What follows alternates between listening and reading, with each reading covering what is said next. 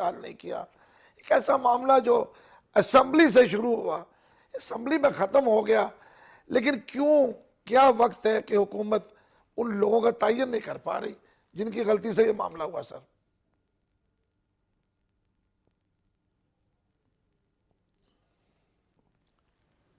شہاب الدین, آپ نے اپنے ابتدائیے میں بہت کچھ کہہ دیا ہے.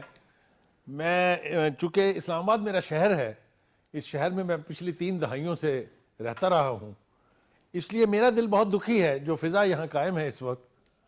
اس پہ دل بہت ہی یعنی ہیوی ہارٹ کے ساتھ مجھے یہ بتانا پڑ رہا ہے ناظرین آپ کو کہ یہاں کی فضا سوگوار ہے.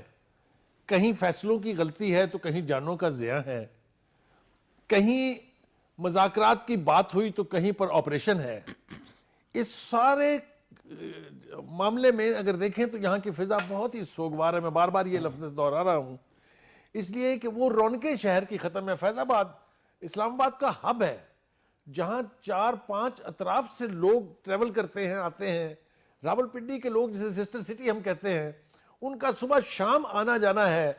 ایک اندازے کے مطابق 45% آف پنڈیائٹس یعنی جو پنڈی کے لوگ ہیں وہ اسلام آباد میں جاب کرتے ہیں.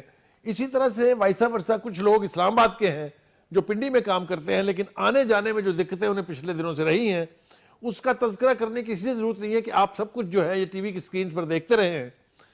جیسا شعیب نے کہا کس کی غلطی تھی, کس نے جلد بازی کا مظاہرہ کیا, یہ تو اب میرے خیال سے آنے والے وقت میں ہی پتہ چل پائے گا. لیکن 2 باتیں بالکل واضح ہیں. ایک تو یہ ہے کہ میرے خیال سے مذاکرات کا خاتمہ کر کے آپریشن کرنے میں ایک تھوڑا سا جلد بازی کا ایلیمنٹ موجود ہے جس نے صورتحال کو بہت خراب کیا.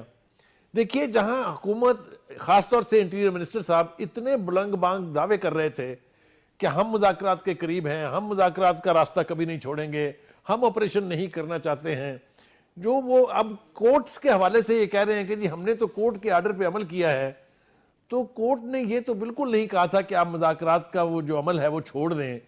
میرے خیال سے کورٹ کے ان فیصلوں کو لے کے اس کی چھتری کے نیچے تھوڑی سی جلد بازی کا مظاہرہ ہوا ہے جس نے یہ بدصورت صورتحال جو ہے وہ تخلیق کر دی ہے.